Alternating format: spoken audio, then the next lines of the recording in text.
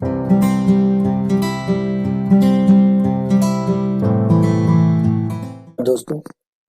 आज का जो हमारा लेक्चर है उस लेक्चर में हम क्वेश्चन नंबर 7 और क्वेश्चन नंबर 8 करने वाले हैं। तो जो क्वेश्चन नंबर 7 है वो इस प्रकार से है। क्वेश्चन नंबर 7 वो इस प्रकार है, एक्स क्यूब माइनस का 12x माइनस का 65 बराबर 0। ये आपके समीकरण है। तो आपको साफ दिख रहा है इस समीकरण में तो कुछ करना ही नहीं है।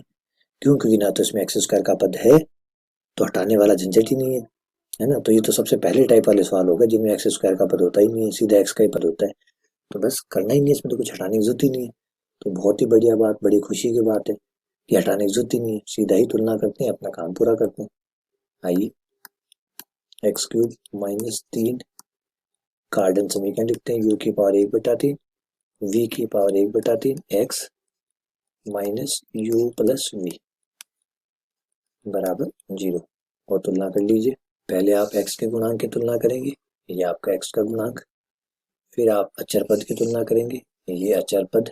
तो ये आ गया -3 यू की पावर 1/3 वी की पावर 1/3 बराबर माइनस का 12 माइनस यू प्लस वी बराबर माइनस का 65 माइनस से माइनस दोनों साइड से मैं कैंसिल आउट कर देता हूँ। ये कैंसिल कर दिया, 3 मैंने इस तरफ भेज दिया, इधर भी मैं माइनस से माइनस कैंसिल कर देता हूँ। तो u प्लस वी बराबर आ गया 65। मुझे दो नंबर चाहिए जिनका जोड़ 65 आता हो। ठीक है भाई, मिलेगा। 3 इस तरफ भेज दूंगा तो ये कैंसिल हो जाएगा, 12 में 3 का भाग लग जाएगा और 12 में 3 का भाग लगते ही 4 आ गया। फिर 3 पावर को इधर भेज दीजिए, यूवी बराबर हो जाएगा 4 की पावर 3 और 4 की पावर 3 यानी 4 चौक 16, 16 चौके 64, ये आ गया 64।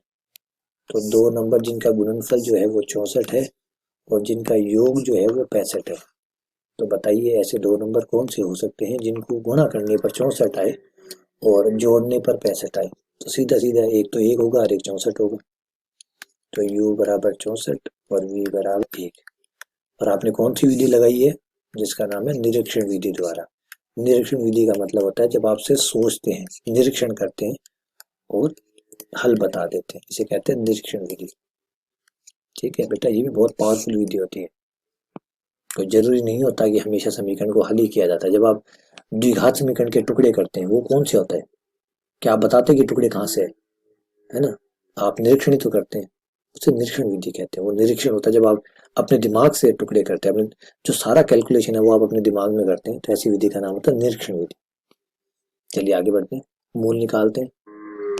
पहला मूल x बराबर u की पावर 1/3 प्लस v की पावर 1/3। u का मान है आपके पास 64, 64 की पावर 1/3। v है आपके पास 1, 1 की पावर 1/3। तो 64 का घनमूल 4, 1 का घनमूल 1, 4 और 1 हो गया 5। ये टोटल आपके पास आ गया 5। पहला मूल आ गया आपका 5। दूसरा मूल हो जाएगा आपका u की पावर 1/3 ओमेगा प्लस v की पावर 1/3 ओमेगा स्क्वायर। मान रख लीजिए, u का मान है 64, 64 की पावर 1/3 ओमेगा का मान -1 minus plus iota under root 3/2 plus v का मान v1 है 1 की power 1/3 -1 minus iota under root 3/2। 64 जो है वो 4 का घनमूल होता है तो ये 4 आ गया, -1 प्लस आयटा अंडर रूट 3/2, 1 का घनमूल 1, ये 1 हो गया, -1 माइनस आयटा अंडर रूट 3/2। ठीक है, 4 से आपके 2 कट गए। ठीक है, आप लघुत्तम लेना चाहें तो आप लघुत्तम या मत काटिए। देखिए मुझे भी ठीक नहीं लग रहा काटने वाला, क्यों काटे, है ना? काटते नहीं, कैंसिल करते थे, नहीं काटने वाला क्यों। लघुत्तम लेके, लघुत्तम तो लेना ही पड़ेगा, काटे चाहे ना काटे। तो सीधा लघुत्तम ही ले लेते हैं ना, माइनस का 4 plus 4 iota under root 3 -1 minus iota under root 3। ये हो गया माइनस का 5 -4 और 1 -5, 4 में से 1 गया 3, 3 आयटा अंडर रूट 3/2। ये लीजिए, ये मूल आ गया। तो अगर ये मूल आ गया तो तीसरा मूल अपने आप ही आयटा का चिन्ह बदलने पे आ जाएगा, है ना, आयटा का चिन्ह बदलने पर आ जाएगा। तीसरा मूल -5 -3 आयटा √3/2। तो एक बात इसमें बेटा हमें कुछ नहीं करना पड़ा, कोई एक्स स्क्वायर हटाने की जरूरत थी नहीं क्योंकि पहले से हटा हुआ था, तो क्यों हटाएं। तो कोई जेड नहीं आया, कोई वाई नहीं आया, सीधा ही एक्स आया क्योंकि सवाल में किसी बदलाव की जरूरत थी ही नहीं। सवाल ऑलरेडी एकदम परफेक्ट था तो फिर बड़े आराम से हो गया। ठीक है, तो उम्मीद करता हूँ कि इस क्वेश्चन में आपको कोई प्रॉब्लम नहीं आई होगी। चलिए आगे बढ़ते हैं। अभी जो क्वेश्चन मैं करवा रहा हूँ उनको एक बार हाथ से जरूर निकालिए ताकि आपको पता चले कि जो समझ में आ रहा है वो कितना समझ में आ रहा है, कहीं कोई कमी तो नहीं रह रही, कहीं कुछ चीज छूट तो नहीं रही ना। तो एक बार आप हाथ से निकालेंगे फिर दोबारा जब वीडियो देखेंगे तो आपको और अच्छा समझ में आएगा क्योंकि आपको पता होगा, आपको वो चीजें पता चल चुकी होगी कि कहाँ कहाँ आप गलतियां कर रहे हैं, कहाँ कहाँ ठीक करने की जरूरत है। तो एक बार हाथ से निकालिए फिर दोबारा वीडियो देखिए ताकि डाउट्स क्लियर हो जाए। चलिए आगे बढ़ते हैं। क्वेश्चन नंबर जो 8 है बेटा, उससे पहले मैं आपको एक चीज बताना चाहूंगा कि इस क्वेश्चन को करने से पहले आपको द माइबर पढ़ने वाला जो लेक्चर है, मैंने एक वीडियो डाला हुआ है, आप जाके देखिए। आपके जो कोर्स है उसमें नीचे नीचे या ऊपर कहीं ना कहीं द माइबर पढ़ने के नाम से एक लेक्चर है, द माइबर थ्योरम, वो आपको पढ़ के आना होगा क्योंकि ये जब तक आप द माइबर पर में नहीं पढ़ेंगे तब तक ये चीज आपको समझ में नहीं आएगी जो मैं करने वाला हूँ। मैं अभी जो क्वेश्चन में करने वाला हूँ वो द माइबर पर में, और द माइबर पर में आपको तभी समझ, जब तक नहीं समझ में आएगी तभी तक ये क्वेश्चन जो है जो मैं करने वाला हूँ उस क्वेश्चन के अंदर वो नहीं समझ में आएगा। हाँ, थोड़ा सा हिंट मैं आपको यहाँ जरूर देना चाहूंगा कि द माइबर पर में क्या कहती है। द माइबर पर में किस बारे में, द माइबर पर में कहती है कि यदि यदि cos theta plus minus iota sine theta अगर है और उसकी पावर n है तो द माइबर प्रमेय के अनुसार ये जो n है ये कोण के साथ गुण हो जाता है, cos n theta plus minus iota sine n theta. ये आपका n जाके थीटा के साथ गुणा हो जाता है, इसे कहते हैं द माइबर प्रमेय। तो ये जो सबसे बढ़िया तरीका है पावर को सॉल्व करने का, आराम से देखिए पावर जाके n से गुणा होगी, cos n theta plus minus iota sine n theta, इसको द माइबर प्रमेय कहते हैं। इस द माइबर प्रमेय का एक उपयोग है जो हमारे बहुत काम का है, वो है nवा मूल निकालना, कोई भी संख्या का nवा मूल निकालना, जिसमें ये हमारी बड़ी मदद करता है। मान लीजिए कोई x है जिसका हमें nवा मूल निकालना है, तो ये जो निकालने में द माइबर प्रमेय हमारी मदद करेगी। द माइबर प्रमेय कहेगी कि पहले आप एक काम कीजिए, आपका जो x है उसको धुरी रूप में लिखिए, आपके x को धुरी रूप में लिखिए। देखिए मैं द माइबर प्रमेय का थोड़ा सा हिस्सा आपको बता रहा हूँ, सारा नहीं बता रहा हूँ, सारा अगर आपको देखना है तो लेक्चर को जाके देखिए, उसमें सब कुछ आ जाएगा। मैं आपको थोड़ा सा ही बताने वाला हूँ। तो मान लीजिए x का जो धुरी रूप है वो ये है, r cos theta plus iota sine n theta, ये मान लीजिए x का धुरी रूप बन गया। तो जो द माइबर प्रमेय वो आपका इस तरीके से काम करेगी, जो x की पावर 1/n, x की जगह आप ये रख देंगे r cos theta plus iota sine theta और पूरे का n। अब 1/n है, 1/n का मतलब nवा मूल निकाल रहे हैं आप, nवे मूल जो होंगे वो टोटल n आएंगे। जैसे वर्गमूल आप निकालते हैं किसी संख्या का, तो दो वर्गमूल 2 आते हैं, प्लस का मान लीजिए 4 है, 4 का वर्गमूल निकाला, प्लस का 2 और माइनस का 2 आएगा, है ना। घनमूल निकालते तो 3 आते हैं। तो ये जो 1/n है, ये n जितना होता है उतने आंसर आते हैं। तो जो सारे आंसर है ये आपको ऐसे मिल जाएंगे, देखिए r की पावर 1/n बाहर, और इसे देखिएगा थोड़ा सा ध्यान से, cos 2k pi plus theta बटा n plus iota sine 2k pi plus theta बटा n, ये लीजिए। अच्छा ये k कौन है, k जो है वो 0 से लेकर n-1 तक है, 0 1 2 3 डैश डैश n-1। हर k के मान के लिए आपको एक मूल मिलता जाएगा। आप n मूल निकाल रहे ना, आप n मूल निकाल रहे तो हर बार एक आंसर आता जाएगा। जैसे आपने k का मान 0 रखा तो पहला मूल आ जाएगा, फिर दूसरा, फिर तीसरा, फिर चौथा, तो n-1 तक आपके टोटल कितने मूल आ जाएंगे, n मूल आ जाएंगे। तो ये डी माइबर प्रमेय होता है। तो डी माइबर प्रमेय का एक उपयोग जो हमारे काम का है वो ये है कि हम इसे nवे मूल निकाल सकते हैं, और हमें निकालना पड़ता है क्यों, क्योंकि हमारे जो मूल है वो u की पावर 1/3 है, देखा होगा आपने, u की पावर 1/3, v की पावर 1/3, है ना, है ना, घनमूल है नहीं है, तो हमारे लिए हमारे भी घनमूल आएंगे तो हमें इसकी जरूरत पड़ने वाली है। तो ये है हमारे डी माइबर प्रमेय का हमारे लिए काम की चीज। और बाकी मैं आपसे फिर से रिकमेंड करूंगा कि आप पहले जाके डी माइबर प्रमेय वाला लेक्चर एक बार देख लीजिए, प्लीज एक बार डी माइबर प्रमेय वाला लेक्चर देख लीजिए, उसके बाद इस पे पहले उसको देख लीजिए, एक बार अच्छे तरीके से समझ लीजिए, और फिर इस पे आइए, क्योंकि दो क्वेश्चन ऐसे हैं इस एक्सरसाइज के जो हम कर रहे हैं, इसके दो क्वेश्चन ऐसे हैं जिनमें डी माई बाई में काम आएगी। वो है ये क्वेश्चन नंबर 8 और अगला है क्वेश्चन नंबर 10। क्वेश्चन नंबर 8 और क्वेश्चन नंबर 10, रिपीट कर रहा हूँ, क्वेश्चन नंबर 8 जिसमें डी माई बाई में काम आएगी, क्वेश्चन नंबर 10 जिसमें ये काम आएगी। और उसके बाद में आप देखेंगे तो एग्जाम्पल नंबर 6 है, एग्जाम्पल नंबर 6 है जिसमें डी माई बाई में काम आई हुई। तो इसलिए पहले डी माई बाई को देख लीजिए, अगर आप देख के आ चुके हैं तो चलिए फिर आगे बढ़ते हैं। क्वेश्चन नंबर 8, समीकरण दी हुई है x cube minus 3x minus 1 बराबर 0। तो इसे देख के आप बड़े खुश होंगे कि कोई एक्स स्क्वायर का पद ही नहीं है। सर तो बिना मतलब में डरा रहे कि द माई बाई में लगेगी, ये लगेगी, वो लगेगी, है ना, कि ये तो कितना सिंपल सही है, ये तो बस सीधा तुलना करेंगे हो जाएगा। लेकिन बेटा इस कहानी में पेज है, थोड़ा सा आगे चलते हैं, आपको ये पेज दिखने लग जाएंगे। एक्स की पावर 3 माइनस 3 यू की पावर 1/3 वी की power 1/3 x minus u plus v. हाँ, ये बात सही है जो आप सोच रहे हैं कि शुरुआती हिस्से में कोई प्रॉब्लम नहीं आने वाली, आराम से आपको कोई एक्स स्क्वायर नहीं हटाना क्योंकि ऑलरेडी हटे हुए हैं, है ना। तो उस हिस्से में आपको कोई प्रॉब्लम नहीं आने वाली, बस प्रॉब्लम जो आएगी थोड़ी सी आगे जाके आएगी। ये लीजिए, तुलना भी आराम से हो जाएगी। माइनस 3 यू की पावर 1/3 वी की पावर 1/3 बराबर माइनस का 3 तथा अचर पद की तुलना माइनस यू प्लस वी बराबर -1। माइनस से माइनस कैंसिल कर दीजिए, 3 को इधर ले आइए, 3 में 3 का भाग दे दीजिए जो कि 1 आ जाएगा। यू वी के पावर 1/3 हो जाएगी, 3 में 3 का भाग लगने पर 1 आ जाएगा और u इंटू वी बराबर हो जाएगा 1 की पावर 3। और हम जानते हैं कि 1 का घनमूल तो भाई 1 ही होता है, सॉरी 1 का घन 1 ही होता है, 1 की 3 पावर करेंगे तो 1 ही आएगा। यहाँ भी आप माइनस से माइनस कट कर सकते हैं आराम से, ये कट हो जाएगा। तो u प्लस वी बराबर आपके पास आ जाएगा 1। अब देखिए पेज कहाँ फंसा। ऐसे बेटा मुझे 2 नंबर बताइए जिनको जोड़ने पर भी 1 आता और गुणा करने पर भी 1 आता। सोचिए, जिनको जोड़ूं तब भी 1 आए, जिनको गुणा करूं तब भी 1 आए। क्या इसको आप अब निरीक्षण द्वारा सॉल्व करके बता सकते हैं?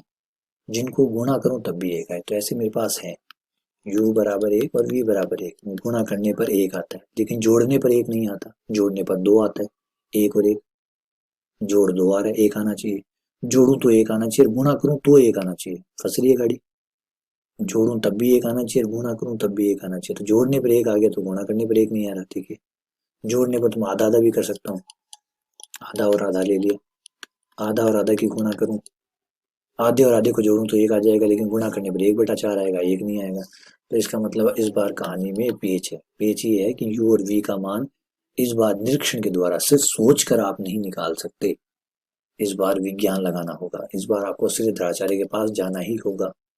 बिना श्रीधराचार्य के अब आपकी नैया कोई पार नहीं लगा सकता। तो कोई बात नहीं, हमें कौन सी देर, जो श्रीधराचार्य है उससे हमारी कोई लड़ाई तो है नहीं, कोई कुलबेर है नहीं। हम तो उसको इसलिए इस्तेमाल नहीं कर रहे थे क्योंकि हमारा दिमाग हमें आंसर दे रहा था, निरीक्षण से आंसर आ रहे थे। अब नहीं आ रहे तो कोई बात नहीं, याद कर लेते हैं श्रीधराचार्य को। v का मान वहां से निकाला, यहाँ रख दिया, v का मान 1 माइनस यू, ये आ गया u, ये आ गया यू स्क्वायर, ये आपका 1, पदों को सबको एक तरफ कर लीजिए, यू स्क्वायर आ गया माइनस का u प्लस का। अब लगा लीजिए श्रीधराचार्य, क्या कहता है श्रीधराचार्य? वो कहता है u बराबर होगा माइनस का b। यहाँ पे a का मान कितना है? 1, b का मान कितना है? -1, c का मान कितना है? 1। और श्रीधराचार्य क्या कहता है? -b plus minus under root b square minus 4ac बटा 2 गुणा a। b का मान -1 माइनस माइनस आ गया +1 plus minus under root b square जो कि -1 का स्क्वायर है minus 4ac, 4 into a 2 into 1। u बराबर आ गया 1 प्लस माइनस, ये हो गया under root -3। Under root minus आता है तो हम उसको आयटा लिखते हैं, तो भाई ये आपका आयटा आ गया। अब बेटा इनमें से एक आंसर आप u में ले लीजिए, कोई भी एक, जो भी आपको ठीक लगे, जो भी प्लस लेना है प्लस ले लीजिए, कोई प्रॉब्लम नहीं आने वाली। क्योंकि अभी मैं आपको समझाऊंगा कि प्रॉब्लम क्यों नहीं आने वाली। ये आपने मान लीजिए u ले लिया, प्लस वाला जो है वो u ले लिया। अब u ले लिया, v निकाल लीजिए, v बराबर आएगा आपका 1 माइनस यू, ठीक है। ये आपने u का मान रख दिया, v का मान आ जाएगा 2 माइनस लघुत्तम लेने पर 2 minus 1 minus iota under root 3/2, जो कि आ गया 1 माइनस आयटा अंडर रूट 3/2 आ गया। अब ये देखिए, ये माइनस वाला आ गया, इसका मतलब है अगर आपने प्लस वाला u लिया है तो माइनस वाला v आ गया, अगर माइनस वाला u लिया होता तो प्लस वाला v आ जाता। इसका मतलब ये जो दो आंसर आए हैं इसमें से एक u और एक v है, किसी को भी u मानोगे तो दूसरा अपने आप v आ जाएगा। ठीक है, अब ये आपके पास u और v आपके पास दोनों ही है। अब प्रॉब्लम क्या आई फिर कि सर आप तो फिर भी डरा रहे थे हमें, डी माइबर लगी तो नहीं थी, डी माइबर कहाँ लग रही है, डी माइबर कहाँ लग रही है, सही कहा आप लोगों ने। आइए वो भी देखते हैं कहाँ लग रही है, मूल निकालते हैं, मूल निकालते हैं, थोड़ा सा और आगे चलते हैं, दिखाता हूँ कि कहाँ लग रही है। u की पावर 1/3 प्लस v की पावर 1/3, सही है। u का मान रखिए, u का मान है 1 प्लस आयटा अंडर रूट 3/2 की power 1/3, 1 minus iota under root 3/2 की पावर 1/3। चलिए बेटा अब बताइए कितने आंसर आएंगे। अब मुझे जवाब दीजिए कि इसका घनमूल कितना आएगा, इसका घनमूल कितना आएगा, और मैं जोड़ दूंगा इनको। आप बस घनमूल बता दीजिए, मैं जोड़ दूंगा। तो समझ में आई बेटा प्रॉब्लम क्या आई। अब तक आपको जो नंबर मिल रहे थे वो बड़े प्यारे प्यारे नंबर मिल रहे थे। प्यारे प्यारे कैसे, कभी आपको 1 मिल रहा था, कभी आपको 8 मिल रहा था, कभी 27 मिल रहा था, कभी 64 मिल रहा था। तो 8 का पूरा पूरा घनमूल होता है 2 की पावर 3, 27 का पूरा होता है 3 की पावर 3, 64 का 4 की पावर 3, 1 का 1 की पावर 3। तो इस वजह से आराम से 3 से 3 बड़े प्रेम से कट रहे थे। तो आपको लग रहा था कि हाँ बस दुनिया में कोई तकलीफ नहीं है, कार्डन विधि में तो कोई तकलीफ ही नहीं है, बस आराम से जाएंगे, कभी 1 आएगा, कभी 8 आएगा, कभी 27 है, कभी 64, आराम से कटेगा, सीधा आंसर आ जाएगा। लेकिन इस बार आपका भ्रम टूट गया, और टूटने वाला है वो भी देखिए। 1/3 बार करिए सॉल्व इसको, बताइए कितना आएगा। मैं भी इंटरेस्टेड उस बात में जानने की कि आप कैसे निकालेंगे। और अगर नहीं निकल रहा है तो जो मैं डरा रहा था वो सही बात थी। अब मैं इस पर दी माइबर पर मैं लगाने वाला हूँ। मैं क्या लगाने वाला हूँ, द माइबर पर मैं लगाने वाला हूँ। मुझे इन्हें पहले दूसरे रूप में बदलना होगा, और दूसरे रूप में बदलने के बाद द माइबर पर मैं लगानी होगी। कैसे बदलूंगा मैं, आइए वो भी समझाता हूँ, बड़े प्यार से समझ में आएगी चीजें। देखिए इसको अलग अलग कर लेते हैं। 1/2 प्लस आयटा अंडर रूट 3/2 की पावर 1/3, 1/2 प्लस, अच्छा माइनस कहाँ गया, आएगा बेटा रुको एक बार, माइनस भी आएगा, माइनस अंडर रूट 3/2 के साथ रख लीजिए। ठीक है, अब एक काम कीजिए, इसको धुरी रूप में बदलिए। किस में बदल रहा हूँ, धुरी रूप में। अब मुझे ये बताइए, जब धुरी रूप में आप बदलते हैं तो जो वास्तविक भाग है उसे कॉस थीटा में लिखा जाता है, काल्पनिक भाग को साइन थीटा में लिखा जाता है। तो बताइए कि कॉस, ऐसा कोण बताइए जब कॉस का मान तो 1/2 हो, साइन का मान अंडर रूट 3/2, ऐसा कौन सा कोण है, ऐसा कौन सा कोण है, रिपीट कर रहा हूँ ध्यान से सुनिए, ऐसा कौन सा कोण है जिसपे कॉस का मान 1/2 आए और साइन का मान अंडर रूट 3/2 आए। तो ये बात तो बड़े आराम से आप सोच सकते हैं कि कॉस का मान 1/2, साइन का मान अंडर रूट 3/2 आता है 60 डिग्री पे, है ना। तो क्यों नहीं इसको 60 डिग्री लिख दी, ये लीजिए कॉस 60 डिग्री, 60 डिग्री मतलब π/3, ये लीजिए इसका आराम से धुरे रूप बन गया। तो बाकी अगर आपको धुरे रूप के बारे में ज़्यादा पढ़ना है तो लेक्चर को देखिए, उसमें आपको समझ में आ जाएगा धुरे रूप में कैसे बदला जाता है। ये तो मैं छोटा सा इस्तेमाल कर रहा हूँ तो सीधा ही बदल रहा है, तो मैं आराम से सीधा बदल दिया। यहाँ भी मैं ज़्यादा माथापच्ची नहीं करूँगा, क्यों नहीं करूँगा, क्यों माइनस की यहाँ पे क्रम पूरी करूँ। एक काम करते हैं ना, ये माइनस यहाँ से हटा लेते हैं कि भाई तू रहने दे माइनस, तू छोड़, तेरे काम की बात, तेरे बस की बात नहीं, छोड़ भाई छोड़, छोड़ दे चल। और एक काम करो भैया, ये माइनस तुम लोग बीच में रख लो, ये ले। अब कोई प्रॉब्लम नहीं होगी, क्यों नहीं होगी प्रॉब्लम, अभी भी हमें वही पता है कि अगर कोई पूछे कि 1/2 √3/2 कॉस साइन का मान कब होता है, तो हम कहेंगे भाई कॉस 60 पे, ये कॉस 60 पे, माइनस की जगह माइनस बाहर रखा हुआ है, ये साइन 60, ये लीजिए हो गया। अब 1/3 पावर को जब आप आगे लाएंगे, अब डी माइबर पर में आपको लगानी पड़ेगी, और डी माइबर पर में क्या कहती है वो मैं आपको यहाँ पे दोबारा से एक बार लिख के दूंगा कि डी माइबर पर में कहती है कि अगर आपके पास कॉस थीटा, बीच में चाहे प्लस माइनस कुछ भी हो चल जाएगा, और फिर साइन थीटा है और उसकी पावर अगर 1/n है, तो इसे आप ऐसे लिखेंगे cos 2k पाई प्लस जो आपका थीटा है बट्टा एन, बीच में वही प्लस माइनस जो था, iota sine 2k pi plus theta बट्टा एन। और k का जो मान है वो 0 से स्टार्ट होगा और तब तक चलता जाएगा जब n-1 नहीं आ जाता। ठीक है, हमारे लिए जो n है वो 1/3 है, तो हमारे यहाँ क्या होने वाला है, हमारे यहाँ थीटा कौन है, थीटा है हमारा π/3। ठीक है, यहाँ प्लस का चिन्ह है, यहाँ माइनस का चिन्ह है, तो जब इस पे पर में लगाएंगे, इस पे जब लगाएंगे तो बीच में प्लस का चिन्ह आएगा और इस पे लगाएंगे तो माइनस का चिन्ह आएगा। आइए पहले वाले पे लगा लेते हैं। पहले क्या लिखा जाता है, cos 2k पाई लिखा जाता है, प्लस आपका थीटा लिखा जाता है जो आपके क्वेश्चन के लिए π/3 है, बटा n लिखा जाता है, n जो कि 3 है, फिर प्लस का चिन्ह, क्योंकि प्लस है इसलिए प्लस आएगा, साइन 2k पाई प्लस π/3 बटा n की जगह 3।